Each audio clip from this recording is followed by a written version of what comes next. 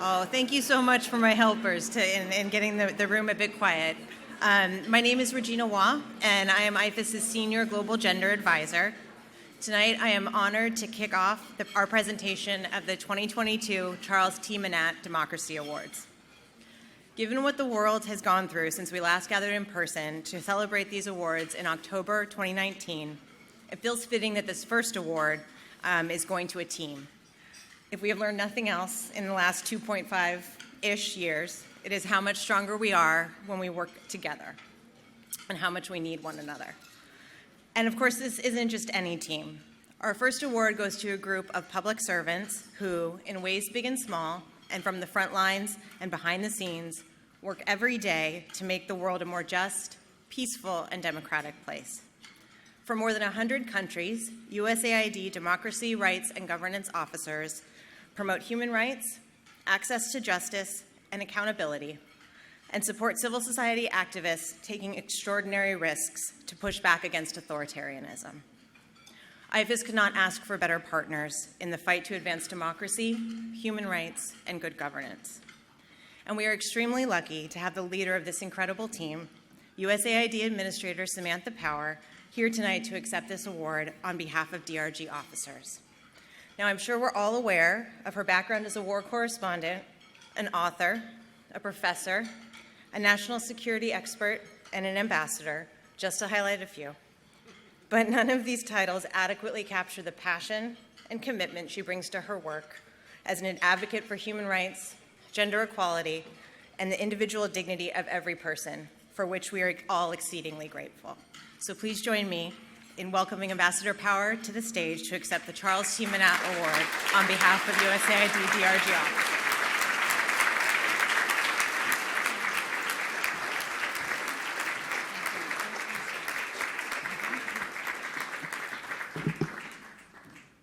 Thank you.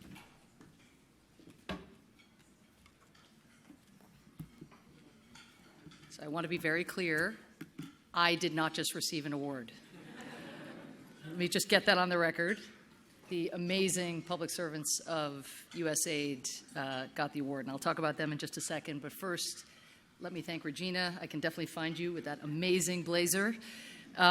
Your defense of gender and LGBTQ rights here at home and around the world over the years has just been nothing short of remarkable. So you are a true legend in that space, and I'm so glad you're here at IFES helping Tony and the amazing team. It's a great honor to be accepting this award on behalf of USAID's democracy, human rights, and governance officers. And before I get lost in bragging about them and all that I have seen them contribute in my year plus privilege to be administrator of USAID, I want to just say a word about each of the other recipients. First, to President Zelensky, it went by almost unnoticed, but at the Shangri-La dialogue last weekend, President Zelensky shifted from his usual attire of his olive T-shirt, and zooming into Singapore, he donned a shirt depicting a Ukrainian girl defiantly spray painting her country's flag. And we, of course, see the flag being defamed in all kinds of ways by occupiers, but this was a girl staying true to her country's flag. And he said that the shirt that he was wearing symbolized the way people all around the world have come together to support Ukraine. And the way he put it is this. He said, "It is on the battlefield in Ukraine that it is being decided what rules the world will live by." And that is absolutely true. That Ukraine was attacked by Putin exactly because it was embracing the democratic values we all hold dear. Putin made it clear in his invasion speech. But what is so striking about President Zelensky, our honoree here this evening, is just the way he has conveyed his decency, his commitment to the people of his country, to the worth of every individual, the sacred value of every life, the dignity of every individual, and he just conveys it in everything he does. And he has no better ambassador, no pun intended, than his ambassador here, Oksana Markarova. And I'm so glad she's here, joined by her husband, who has been in Ukraine this entire time, been in Kyiv, and I've just as a wife and a mother, Oksana, I have marveled at how you have done everything you have done for your country, knowing that your beloved husband was back in harm's way, himself risking so much along with your kids. And we're so glad to have you with us here as well. And thank you for the sacrifice that both of you are making for everything we hold dear. Thank you.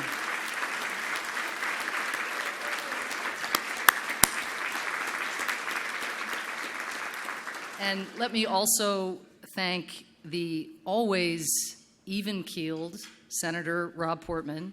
How one stays even-keeled at this time in that place is beyond me and my faculties. But Senator Portman, we are going to miss you so much, and we are so lucky you are still there at this time of all times. Co-chair of the Senate Ukraine Caucus. This is not a new commitment for Senator Portman to this cause, to the Ukrainian people. He has worked tirelessly over the years to bring members from both sides of the aisle together to support this incredibly important cause, decades-long cause, really. And I know from my own trips prior to the war to Ukraine how grateful the people there are. Also, just as USAID Administrator, I have to say that even dating back to when he was U.S. Trade Rep and at OMB, he has advocated for exactly the kind of economic integration that our foreign assistance tries to foster, which of course creates new markets for American exports, but also supports fair market practices. So foreign workers are not exploited, American workers are able to compete on an even playing field. And we'll have plenty of time, I hope, to celebrate Senator Portman and his decades of achievement as a public servant before he leaves the Senate. But I just, what a champion of all that the people in this room hold dear you have been. And so just honored to be with you here tonight. And then lastly, IFES, just to say what Tony Banbury, who has just dedicated his life as well, like Senator Portman, to public service. I met him, we were living under siege in Sarajevo back in the early to mid-1990s in pretty grim conditions, but what was at stake there is something not dissimilar to what's at stake today. And Tony was right there on the front lines, as he always is. He also led the world's Ebola response, and at the UN was the lead on trying to ensure that peacekeepers who were sent around the world to protect civilians actually did that, and just did an amazing job there as well. And the mission statement that he read you, together we build resilient democracy that delivers for all, it sounds so obvious. Like, of course that's what IFES should do. Of course that's what any democracy organization should do.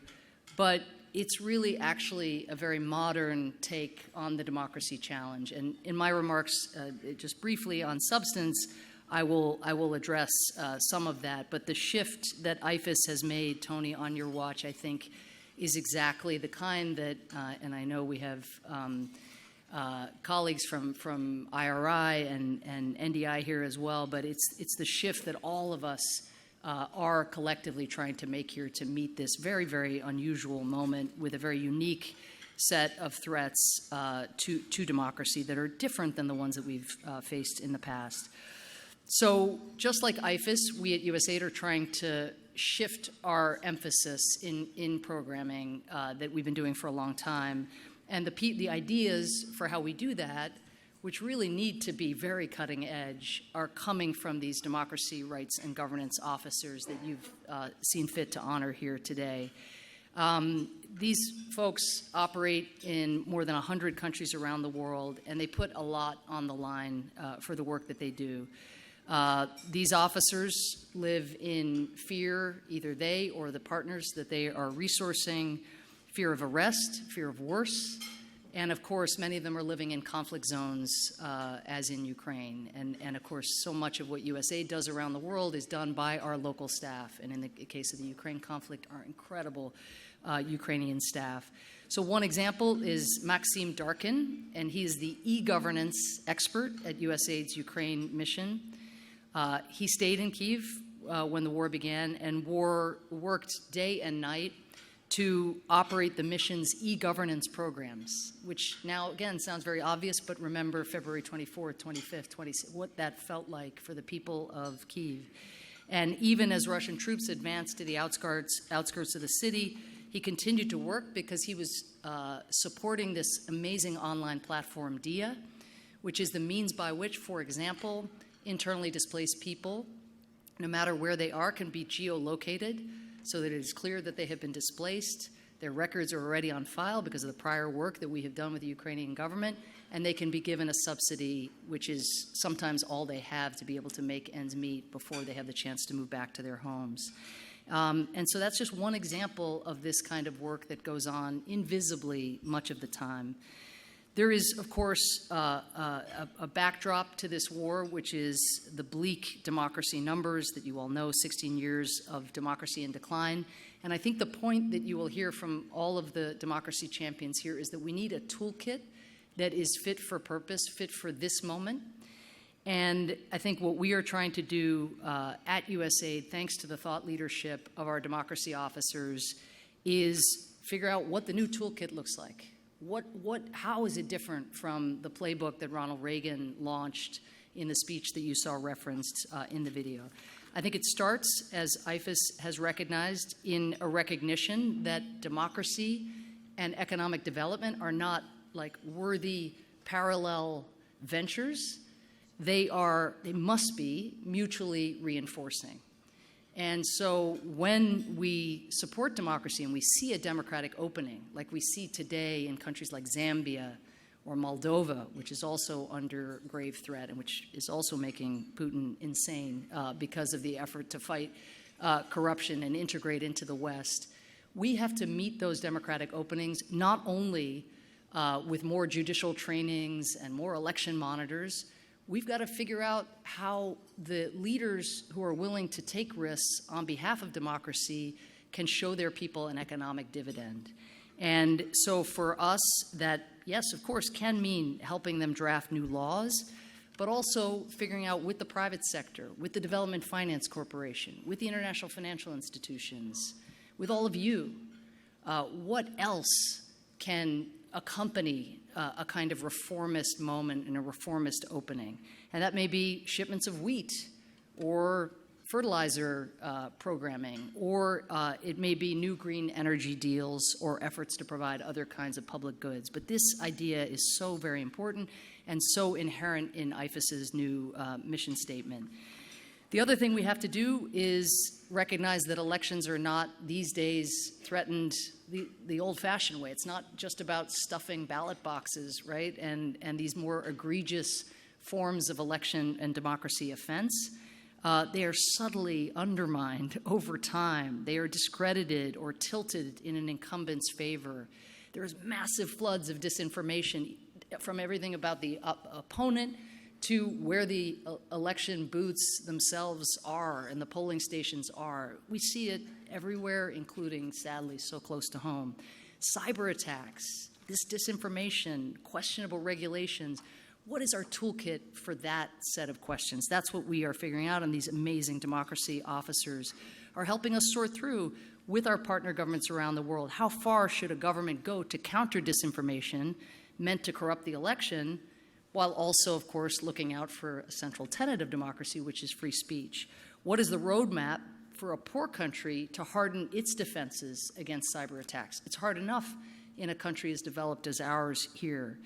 And we can't answer these questions on our own, and so we have joined with a coalition of organizations, election experts, to create this coalition for securing election integrity, and again, with an eye to modernizing the norms, the standards, but also providing resources so countries who are determined to hold free and fair elections, or the actors or holding governments accountable who are not, have the resources they need. And thanks to the Congress for supporting that work. And Assistant Hoyer here as well, thank you so much for your democracy support.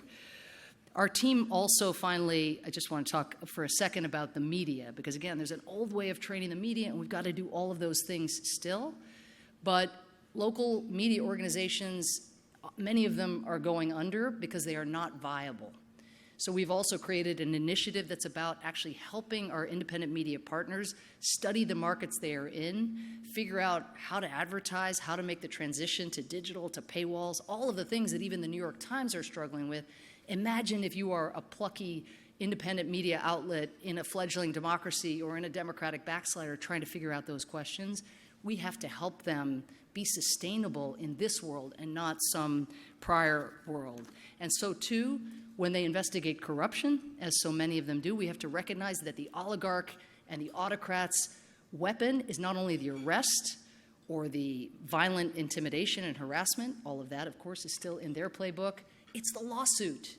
And it turns out investigative journalists are being sued at a vastly higher rate than other journalists because they are the Achilles heel. The corruption is the Achilles heel of these regimes that violate basic rights. So 3 times the rate they are being sued as other journalists. So last fall we announced something called Reporters Mutual, which is an insurance fund where we can all chip in and try to ensure that these journalists who are willing to risk their lives to uncover corruption know that at the very least that they will be insured when that lawsuit comes at them and somebody tries to drive them out of business. And it just couldn't be more important. So these are not my ideas. I am a mere vehicle for the incredible talent and the intellectual creativity and the frontline experience that our democracy rights and governance officers have. And I'm so thankful to you, IFES, for recognizing them. The work is often thankless. The news is often bleak. We have heroes that we look to and shepherds in this world, luckily, to keep the flame burning. But I really do think we can all get excited about mobilizing this new toolkit for this time and to do it, as Tony said, together. Thank you so much.